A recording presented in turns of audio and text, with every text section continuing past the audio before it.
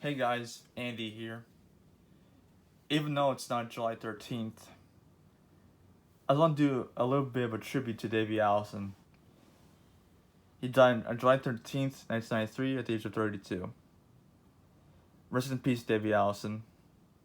He was the oldest of 4 kids to his father, Bobby Allison, and his mom, Judy Allison.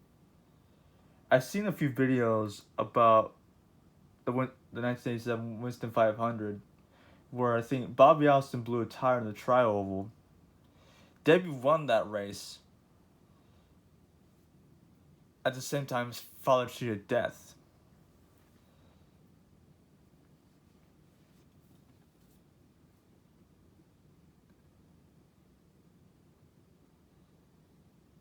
Davey Allison qualified third that day. That's when Bobby Allison started on the outside pole alongside Bill Elliott. On lap 22 of the event, Bobby Allison ran over a piece of debris, cutting his right rear tire. Because of that, restrictor plates were enforced because, mind you, Bobby Allison cheated death that day. Now, what if Davey Allison was alive today? Right there. It's by the user on alternatives.com, lands free. What if Davey and Clifford Allison were still alive? As the checkered flag flies one last time for Davey Allison, as he puts an end to his legendary championship career, there is a dry eye here at Homestead as he heads to Victory Lane one last time. Mike Joy calling Davey Allison's championship-winning retirement on November 21st, 2004. He would have been 43 years old at the time.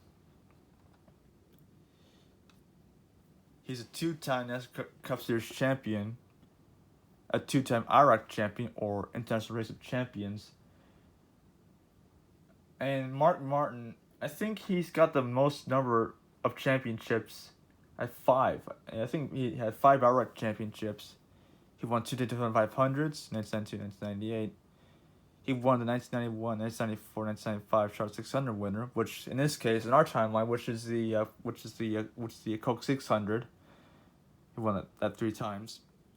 He won 5 Talladega 500s, and won 3 All-Star races. Yeah, he won 1987, 1989, 1992, 1994, and 2000.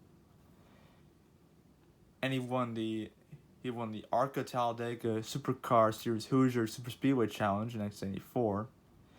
He's the 1987 Winston Cup Series Rookie of the Year. In 1983 ARCA Talladega Supercar Series Rookie of the Year. And named one of NASCAR's 50 greatest drivers. And in our timeline, he was named one of the 75 greatest drivers of all time, just like his father Bobby Allison and Donnie Allison respectively. He was inducted into the International Motorsports Hall of Fame in 2010 and NASCAR Hall of Fame in 2019. Yeah, the NASCAR KFC Cup Series career. If KFC was like the top sponsor of a NASCAR instead of like a Winston Cigarettes, Nextel phone network, and the Cup Series itself. His best finish was first, 1998-2004. His first race was 1985 Talladega 500 at Talladega, and his last race was 2004 Folgers 400 at Homestead. First win was the 500 at Talladega, and last win was 2004 Folgers 400 at Homestead.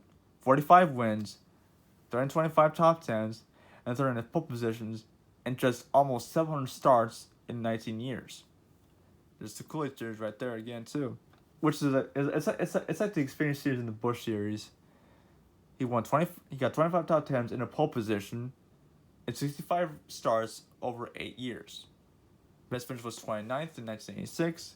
His first race was the Coca-Cola 200 Rockingham, and his last race at 1991 J. Johnson 250 at Bristol. And there's his brother Clifford Allison. Clifford Allison continues the family business as he captures the Busch Series Championship, 1993 Busch Series Championship. 58 years old. Hewtown, Alabama. He was 1993 Busch Series champion and 2-time SCCA Trans Am Series champion, the 2000 IROC champion. He won 2 races at Watkins Glen, And also, he was a 1999 All-Star Race winner. His awards were the 1993 Busch Series Most Popular Driver Award and 1994 Winston Cup Series Rookie of the Year. He was inducted into the International Motorsports Hall of Fame in 2011. Here's the NASCAR Cup Series career. 200 starts over 12 years. His best finish was second 3 times, 1995, 2002, and 2003. 1994, he won his first race was 1994 Busch Clash at Daytona, and his last race was 2006 Fords 400 Homestead. Just 2 years after his older brother Davey Allison, I think after his older brother Davey Allison has last race. His first win was 1994 Pure Leader 500 at Atlanta, and 2003 Pennsylvania 500 Pocono. 15 wins, 120 top 10s, and 22 pole positions. And that's concludes his career. His best finish was first, which was the Busch Series. His first race was 1990 Grid 300 at Daytona, and his last race was the 2005 Miraquest 300 California Speedway. His first one was 1992 Spitfire 200 Dover, and the 2003 Channel Lock 250 at Bristol. That was the last win. 10 wins, 65 top 10s, and 3 pole positions. So there you guys go.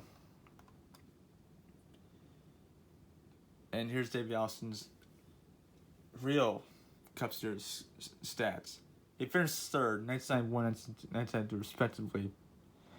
His first race was in 1985 Talladega 500, and his last race was in 1993 5300 at Loudon, 1997 Winston 500 Talladega, and his last one was the Pontiac Excitement 400 at Richmond. 19 wins, 92 top 10s, and 14 pole positions, and 191 starts over 9 years.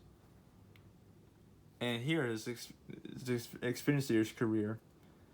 86 starts over 10 years. His best finish was 29th. Just like a yep, it's just like that. 29th. Yep, same thing. 1993 Cocoa 200 at Rockingham, 1993 Heavily 250 at Milwaukee. 31 top 10s and 2 pole positions. Yeah, almost identical to one another. So there you guys go. R.I.P. Davey Allison and R.I.P. Clifford Allison. I think Clifford Allison. I think he died like a practice crash at one of the preliminary races. I think. Clifford Allison. Yep, he died 1992. He died August 13th, 1992. At age 27. Yep. He was practicing for the Detroit Classic 200, a Busch Series race at Michigan National Speedway. Allison spun in turn 4, hitting the concrete wall on the driver's side. It was the first of the 2 Allisons to die within the space of 11 months. His brother perished in a helicopter crash. He was only 27, and Davey was only 32 when he died. So, R.I.P. Davey Allison and R.I.P. Clifford Allison. You're gone, but not forgotten. These 2 are legends, just like Bobby Allison and Davey Allison and Donnie Allison respectively. That about does it. See ya.